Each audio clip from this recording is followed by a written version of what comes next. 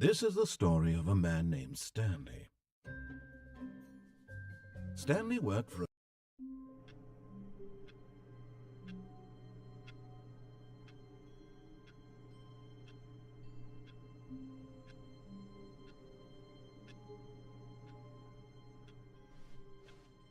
all of his co-workers were gone. What could it mean? Stanley decided to go to the meeting room. Perhaps he had simply missed a memo.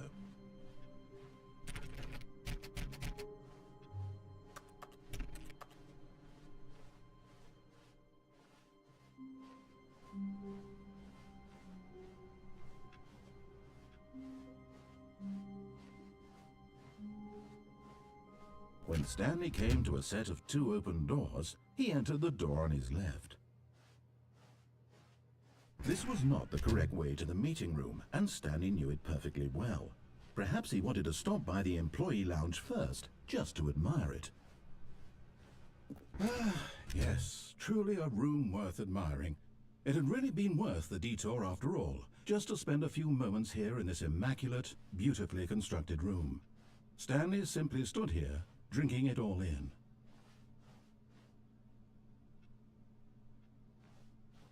But eager to get back to business, Stanley took the first open door on his left.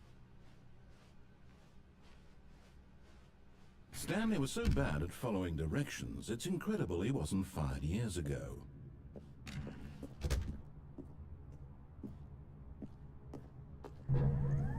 Look, Stanley, I think perhaps we've gotten off on the wrong foot here. But in his eagerness to prove that he is in control of the story and no one gets to tell him what to do, Stanley leapt from the platform and plunged to his death. Good job, Stanley. Everyone thinks you are very powerful.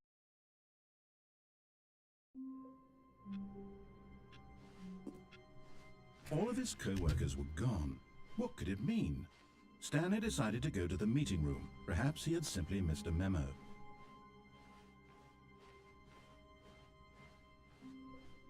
When Stanley came to a set of 2 open doors, this was not the correct way to the meeting room, and Stanley knew it perfectly well. Perhaps he wanted to stop by the employee lounge first, just to admire it. Wow, yes, this room. But eager to get back to business, Stanley took the first open door on his left. Stanley was so bad at following directions, it's incredible he wasn't fired years ago. Look, Stanley, I think perhaps we've gotten off on the wrong foot here. I'm not your enemy, really, I'm not. I realize that investing your trust in someone else can be difficult, but the fact is that the story has been about nothing but you all this time. There's someone you've been neglecting, Stanley. Someone you've forgotten about. Please, stop trying to make every decision by yourself. Now, I'm not asking for me, I'm asking for her. This is it, Stanley. Your chance to redeem yourself. To put your work aside. To let her back into your life. She's been waiting.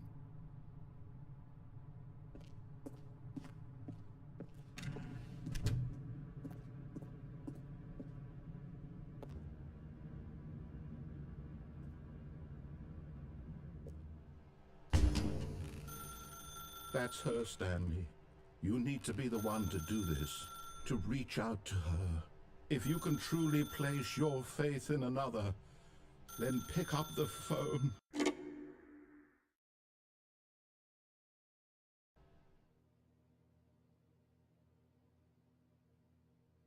Oh, Stanley, is that you?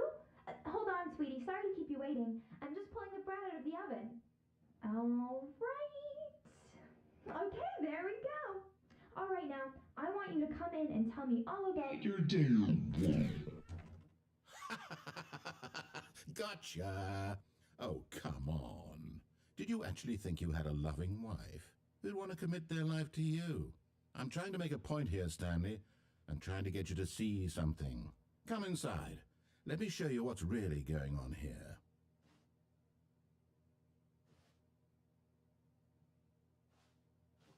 Sorry, but you're in my story now. This is a very sad story about the death of a man named Stanley.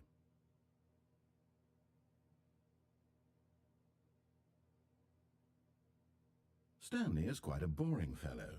He has a job that demands nothing of him, and every button that he pushes is a reminder of the inconsequential nature of his existence.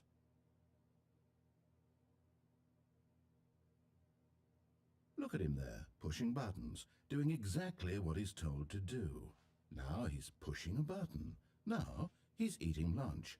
Now he's going home. Now he's coming back to work. One might even feel sorry for him, except that he's chosen this life. But in his mind, he can go on fantastic adventures. From behind his desk, Stanley dreamed of wild expeditions into the unknown, fantastic discoveries of new lands. It was wonderful, and each day that he returned to work was a reminder that none of it would ever happen to him. And so he began to fantasize about his own job. First, he imagined that one day while at work, he stepped up from his desk to realize that all of his co-workers, his boss, everyone in the building had suddenly vanished off the face of the earth. The thought excited him terribly.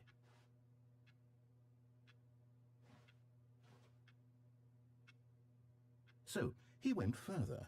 He imagined that he came to two open doors and that he could go through either. At last, choice. It barely even mattered what lay behind each door. The mere thought that his decisions would mean something was almost too wonderful to behold.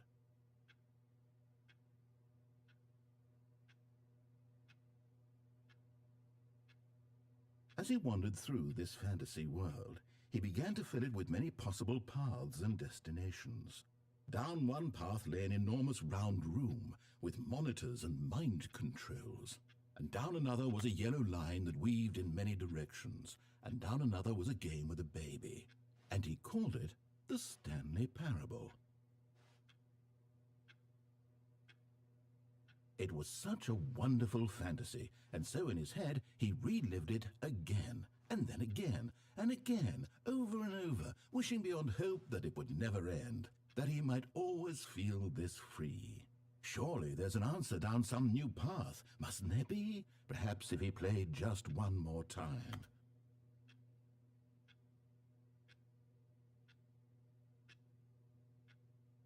But there is no answer. How could there possibly be? In reality, all he's doing is pushing the same buttons he always has. Nothing has changed. The longer he spends here, the more invested he gets, the more he forgets which life is the real one.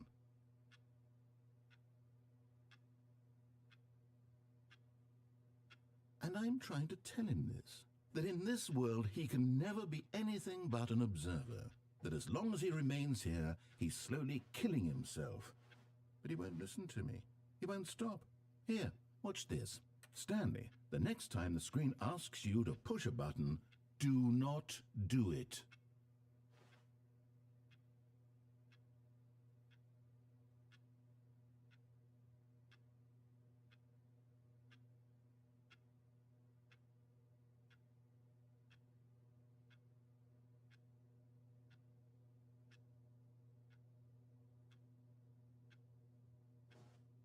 You see? Can he just not hear me? How can I tell him in a way that he'll understand that every second he remains here, he's electing to kill himself? How can I get him to see what I see? How can I make him look at himself?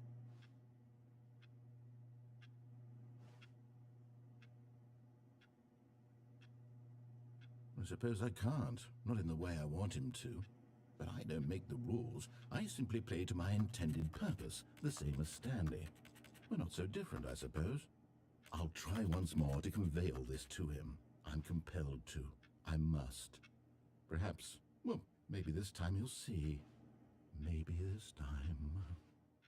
And I tried again, and Stanley pushed a button. And I tried again, and Stanley pushed a button. And I tried.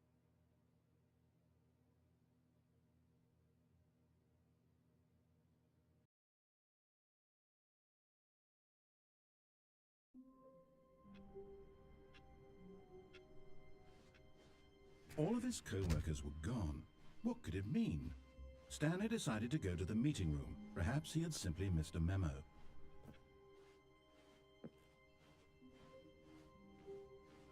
When Stanley came to a set of two open doors, this was not the correct way to the meeting room, and Stanley knew it perfectly well. Perhaps he wanted to stop by the employee lounge first, just to admire it. The lounge was sublime, a work of art. But eager to get back to business, Stanley took the first open door on his left. And so he detoured through the maintenance section, walked straight ahead to the opposite door, and got back on track.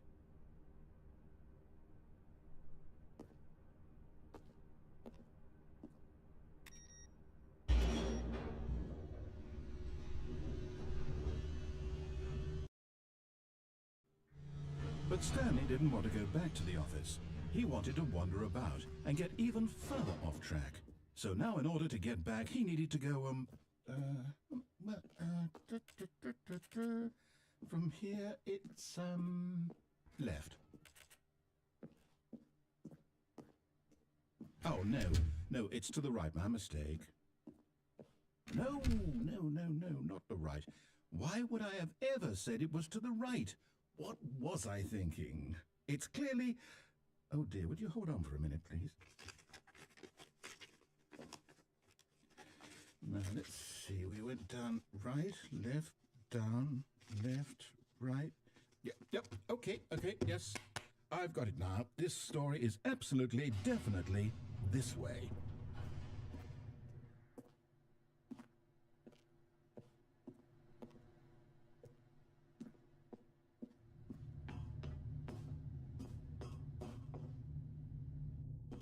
No.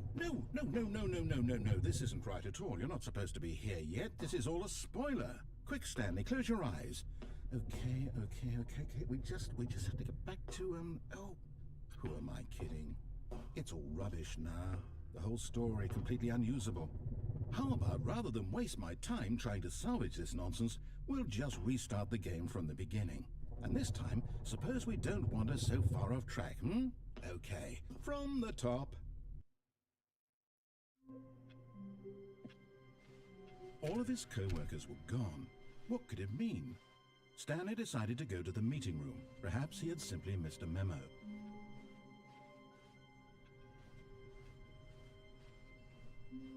When Stanley... Wait, what? No, I restarted. I swear I definitely restarted the game over, completely fresh. Everything should be... Oh, did something change? Stanley, did you change anything when we were back in that room with all the monitors? Did you move the story somewhere, or... Hold on. Why am I asking you? I'm the one who wrote the story. It was right here just a minute ago. I know for sure that it's here somewhere. Okay, then. It's an adventure. Come, Stanley. Let's find the story.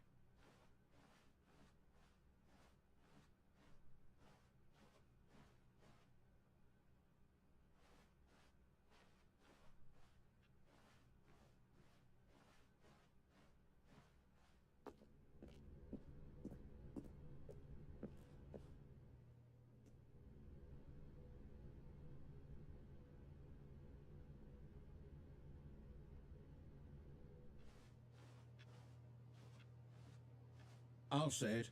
This is the worst adventure I've ever been on. I can promise you there definitely was a story here before. Do we need to restart the game again? Well, I find it unlikely that we'll ever progress by starting over and over again, but it's got to be better than this. Okay, let's give it a shot. Why not?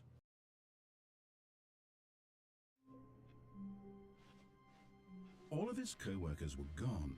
What could it mean? Stanley decided to go to the meeting room. Perhaps he had simply missed a memo.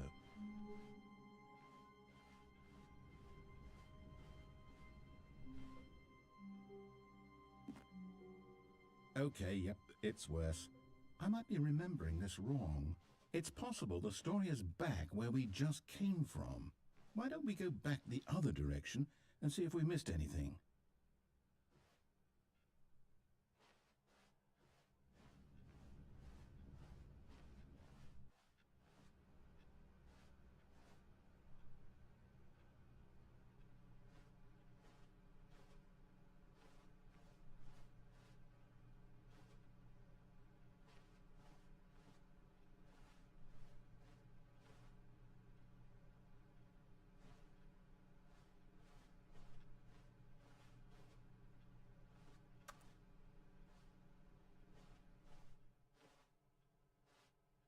Ha! I knew we'd miss something. The story. Here it comes. No, wait, never mind. Not the story. Okay, let's head back the other way and retrace our steps.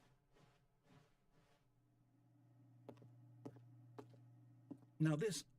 Well, I'll be honest, I don't recognize this place at all. Is this the story? I don't think so.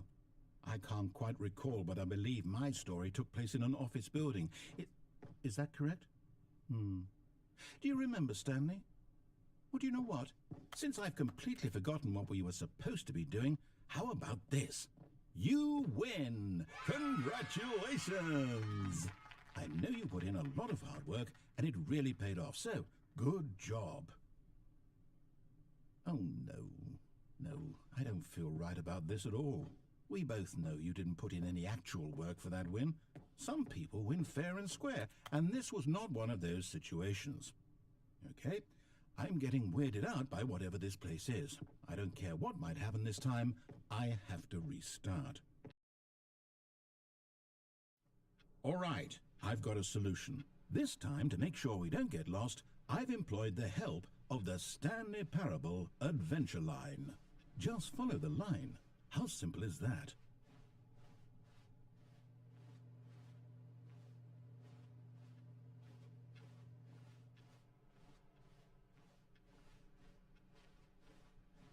No, I'm down. We're living it up to the line from now on.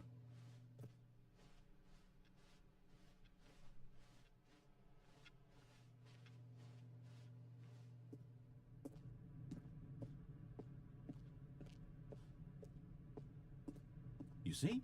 The line knows where the story is. It's over in this direction. Onward, Stanley, to destiny. Though, here's a thought. Wouldn't wherever we end up be our destination, even if there's no story there? Or to put it another way, is the story of no destination still a story? Simply by the act of moving forward, are we implying a journey such that a destination is inevitably conjured into being via the very manifestation of the nature of life itself? Okay, Stanley, I need to follow this train of thought for a minute. Just stick with me. Now, we can both agree that the nature of existence is in fact a byproduct of one's subjective experience of that existence, right? Okay.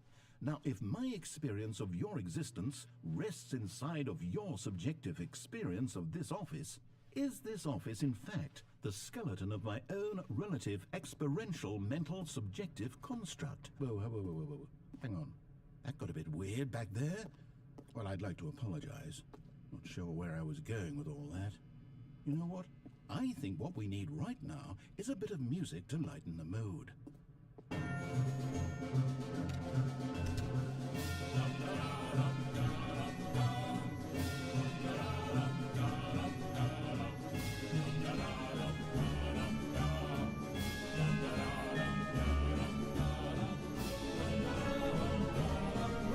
Got the music?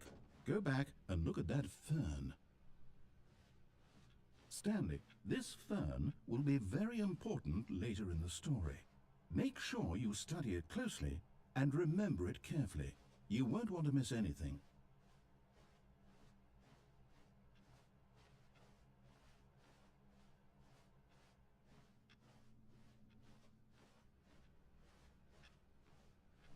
Wait, what?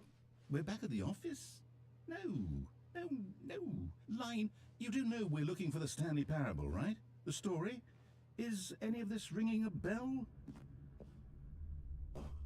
Oh, no, not again, Line. How could you have done this to us? And after we trusted you, after everything we've been through, you...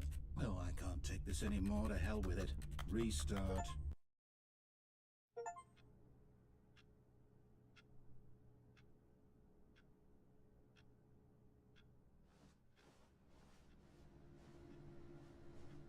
You know what, Stanley? I say forget the adventure line. What's it ever done for us? We're intelligent people, right? Why can't we make up our own story? Something exciting, daring, mysterious. Oh, this all sounds perfectly doable. Why don't we simply start wandering in, well, I don't know. How about this direction? Now, Yes, this is exciting. Just me and Stanley forging a new path, a new story. Well, it could be anything. What do you want our story to be? Go wild. Use your imagination. Whatever it might be, Stanley, I'm ready for it.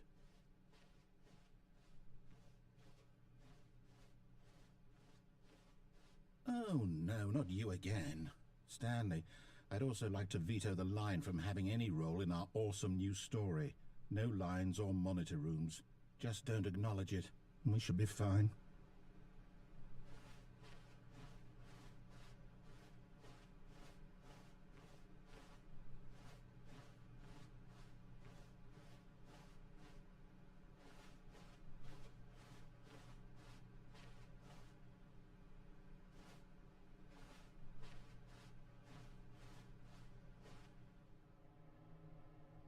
Ah, a choice.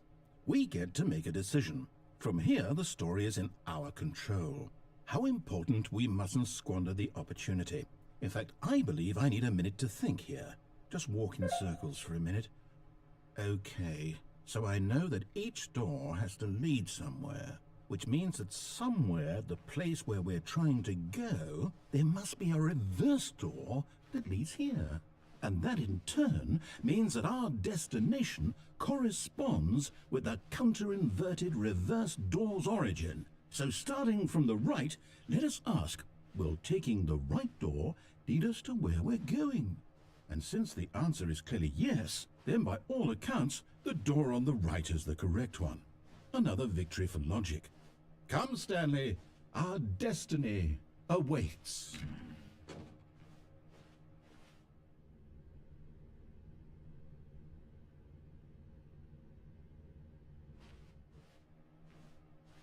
Oh, hold up, what's this?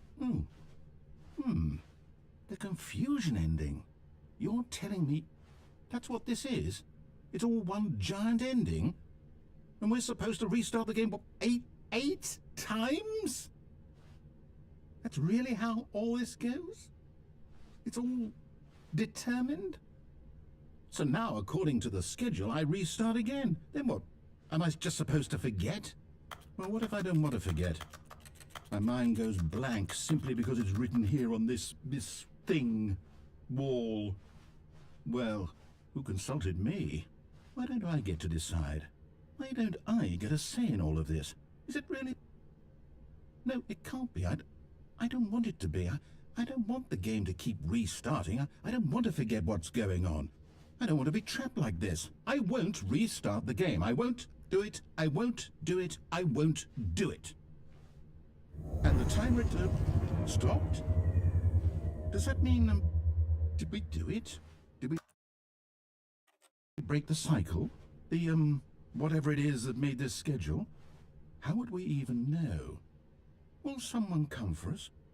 Will something happen? So, okay. I guess now we just wait, you know. I suppose in some way that this is a kind of story, wouldn't you agree? I'm not quite sure if we're in the destination or the journey, though they're always saying that life is about the journey and not the destination, so I hope that's where we are right now. We'll find out, won't we? Eventually. Well, in the meantime, if you...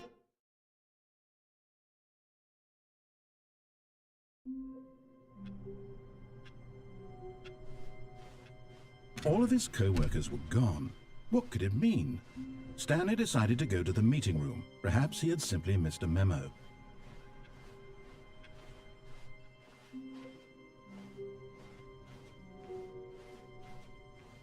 When Stanley came to a set of 2 open doors, he entered the door on his left. This was not the correct way to the meeting room, and Stanley knew it perfectly well. Perhaps he wanted to stop by the employee lounge first, just to admire it. Standing now in this incredible room, Stanley for the first time understood, but eager to get back to business, Stanley took the first open door on his left. And so he detoured through the maintenance section, walked straight ahead to the opposite door, and got back on track. Yet there was not a single person here either. Feeling a wave of disbelief, Stanley decided to go up to his boss's office, hoping he might find an answer there.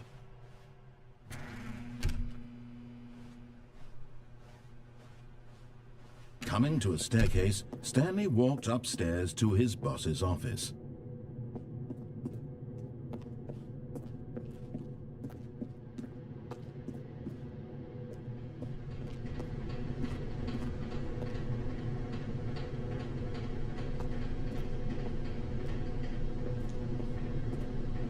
But Stanley just couldn't do it.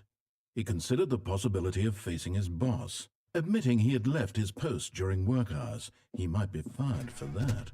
And in such a competitive economy, why had he taken that risk? All because he believed everyone had vanished? His boss would think he was crazy. And then something occurred to Stanley. Maybe, he thought to himself, maybe I am crazy. All of my co-workers blinking mysteriously out of existence in a single moment for no reason at all? None of it made any logical sense. And as Stanley pondered this, he began to make other strange observations. For example, why couldn't he see his feet when he looked down? Why did doors close automatically behind him wherever he went? And for that matter, these rooms were starting to look pretty familiar. Were they simply repeating? No, Stanley said to himself, this is all too strange. This can't be real. And at last, he came to the conclusion that had been on the tip of his tongue. He just hadn't found the words for it. "I'm dreaming!" he yelled. "This is all a dream." Oh, what a relief Stanley felt to have finally found an answer, an explanation. His co-workers weren't actually gone. He wasn't going to lose his job. He wasn't crazy after all. And he thought to himself, I suppose I'll wake up soon. I'll have to go back to my boring real-life job pushing buttons. I may as well enjoy this while I'm still lucid. So, he imagined himself flying and began to gently float above the ground. Then he imagined himself soaring through space on a magical starfield, and it too appeared. It was so much fun, and Stanley marveled that he had still not woken up. How was he remaining so lucid? And then perhaps the strangest question of them all entered Stanley's head. One he was amazed he hadn't asked himself sooner. Why is there a voice in my head dictating everything that I'm doing and thinking? Now the voice was describing itself being considered by Stanley, who found it particularly strange. I'm dreaming about a voice describing me, thinking about how it's describing my thoughts, he thought. And while he thought it all very odd and wondered if this voice spoke to all people in their dreams, the truth was that, of course, this was not a dream. How could it be? Was Stanley simply deceiving himself, believing that if he's asleep he doesn't have to take responsibility for himself? Stanley is as awake right now as he's ever been in his life. Now, hearing the voice speak these words was quite a shock to Stanley. After all, he knew for certain, beyond a doubt, that this was in fact a dream. Did the voice not see him float and make the magical stars just a moment ago? How else would the voice explain all that? This voice was a part of himself too. Surely, if he could just... He would prove it. He would prove that he was in control, that this was a dream. So he closed his eyes gently, and he invited himself to wake up. He felt the cool weight of the blanket on his skin, the press of the mattress on his back, the fresh air of a world outside this one. Let me wake up, he thought to himself. I'm through with this dream. I wish it to be over. Let me go back to my job. Let me continue pushing the buttons. Please, it's all I want. I want my apartment, and my wife, and my job. All I want is my life exactly the way it's always been. My life is normal. I am normal. Everything will be fine. I am okay.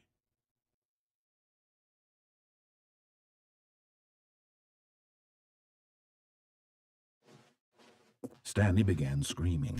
Please, someone, wake me up. My name is Stanley. I have a boss. I have an office. I am real. Please, just someone tell me I am real. I must be real. I must be. Can anyone hear my voice? Who am I? Who am I? and everything went black.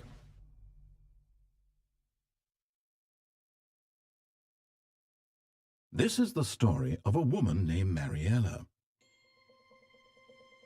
Mariella woke up on a day like any other. She arose, got dressed, gathered her belongings, and walked to her place of work. But on this particular day, her walk was interrupted by the body of a man who had stumbled through town talking and screaming to himself, and then collapsed dead on the sidewalk. And although she would soon turn to go call for an ambulance, for just a few brief moments she considered the strange man. He was obviously crazy, this much she knew. Everyone knows what crazy people look like. And in that moment, she thought to herself how lucky she was to be normal. I am sane. I am in control of my mind. I know what is real and what isn't. It was comforting to think this, and in a certain way, seeing this man made her feel better. But then she remembered the meeting she had scheduled for that day, the very important people whose impressions of her would affect her career, and by extension, the rest of her life. She had no time for this, so it was only a moment that she stood there, staring down at the body. And then she turned and ran.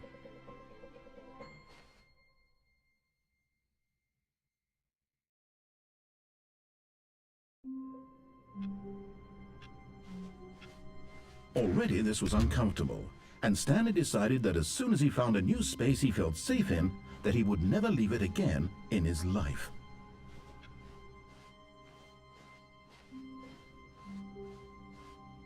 When Stanley came to a set of 2 open doors, he entered the door on his left.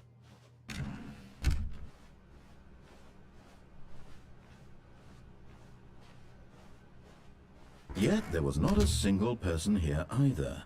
Feeling a wave of disbelief, Stanley decided to go up to his boss's office. Coming to a staircase, Stanley walked upstairs to his boss's office.